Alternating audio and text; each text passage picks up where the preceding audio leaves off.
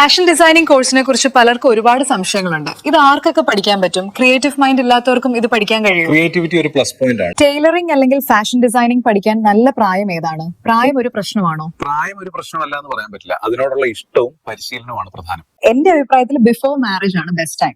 അല്ലെങ്കിൽ പിന്നെ ഫാമിലി, കുട്ടികളെ ഉത്തരവാദിത്തങ്ങൾ കൂടിക്കൊണ്ടേയിരിക്കും.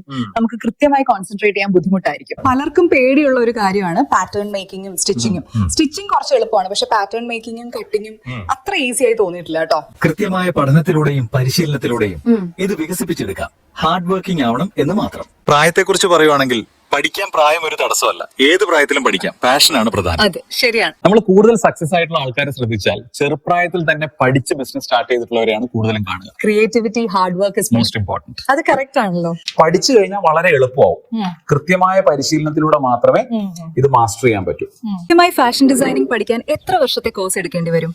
നല്ല ക്രിയേറ്റീവായ ആളാണെങ്കിൽ ഒരു 3 വർഷത്തെ കോഴ്സ് എടുത്താൽ ഒരു നല്ല ഫാഷൻ ഡിസൈനർ ആകാം.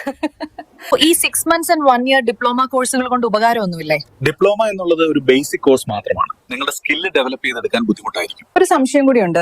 മാസ്റ്റർ കട്ടേഴ്സ് ആയിട്ട് അധികവും കണ്ടിട്ടുള്ളത് പുരുഷന്മാരെയാണ്. അതെന്തുകൊണ്ടാണ്? ഇതിന്റെ ആൻസർ ഞാൻ പറയുന്നതിലും നല്ലത് നിങ്ങൾ സ്വയം കണ്ടെത്തുന്നതല്ലേ.